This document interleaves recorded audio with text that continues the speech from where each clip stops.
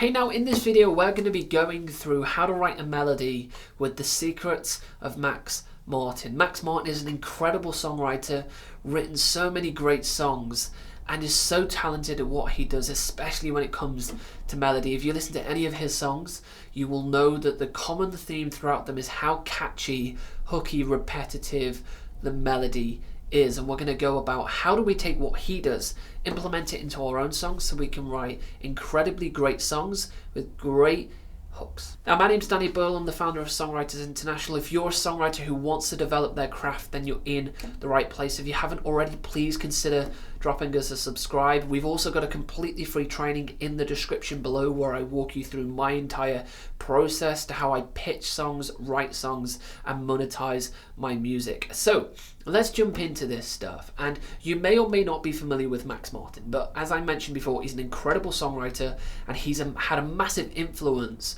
on music itself, and especially melody. Now, the great thing about what we're going to be going through here is that it's so easily transferable into any genre that you're writing, whether it's pop, rock, soul, funk, or anything else in between.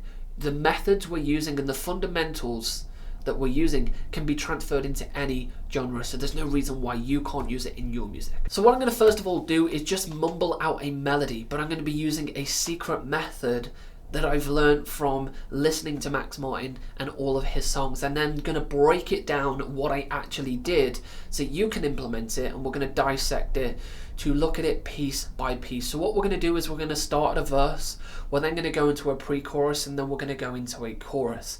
And like I say, I'm going to be actually subconsciously and consciously thinking about the methods and the things that I've learned personally from Max Martin himself as a songwriter, and implementing that into the example that I'm going to share with you here. Now, as I go and play this example, I will call out to you when I'm going to transition from a verse into a pre-chorus and then a pre-chorus into a chorus, so you know where I'm actually making that transition. So let's jump on into this. And we're going to use some fairly simple chords for this song. We're going to use a G, an A minor, an E minor, and a D. So very simple chords that even beginners can play. So let's go on into this. 1, 2, 3, 4. I've been looking da been thinking about you. Ooh, I've been up da pre-chorus. 'Cause every time you walk up, I've been looking for you, but I won't find you for you. I've been looking you don't know what you do to me. Oh yeah. Into a chorus. So tell me why we gotta run away.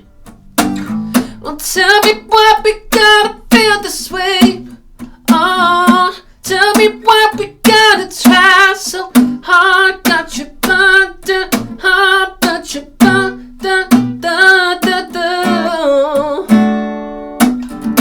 There's the example for you, and minus hitting a wrong chord progression, I got it how I wanted to do it for you. So let's actually break it down section by section, and let's look at what we have done and how we've used the fundamentals of songwriting that Max Martin would use for this particular example. So we've gone into the verse, and I started on what I call a static melody. Okay, a static melody is fairly straight. So to give an example of a static melody is something like da da da da da da da da da da. It's designed to not move very much, and it's great for delivering stories. This is a thing Max Martin does in a lot of his songs. He keeps the melodies static in the verse and then delivers the story. Also, what we have done is with that particular melody that we were playing, we created space. So we had moments in there where there was space in the melody. To give an example, I don't know, right in that I don't know space. Okay, there's space where the listener can breathe. There's space where the performer can take a breath, right? There's not many syllables in there. But when we transitioned into the chorus, we increased the syllable count that we were playing with. So for example, in a verse, if you have 10 syllables in each line, so you have 4 lines in a verse and you've got 10 syllables in each line, or 10 to 12. Then in the chorus, you could just double that or half that. And that's instantly going to create contrast. And that's what we did there. So I'll give you an example now, and you're going to know exactly what I'm doing. So I'm going to create space in the verse, and then what I'm going to do is double up the syllable count in the pre-chorus. So something like this. I don't know why, can't get you off my mind. I don't know why.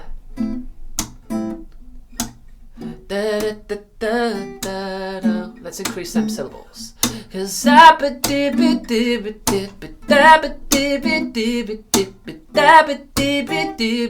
cause I can feel you walk away. I know why we can get I've been loving all day. And it's as simple as that. All we've done is increased the syllable count. We've also added a slight conjunct melody. There's a little wave motion in the a little spike in the melody. Very, very simple. And that's what we did in that example. We had a verse melody where it was static. It didn't really move very much. We were there to deliver the story. Then we went into a pre-chorus where we just increased the syllable count. But you could do the same and just decrease the syllable count. Now to dive into the chorus, and what we did is we went that octave higher. Okay, this is something Max Martin absolutely loves to do with his artists and himself as a songwriter. It's just to simply take your vocal range up the octave.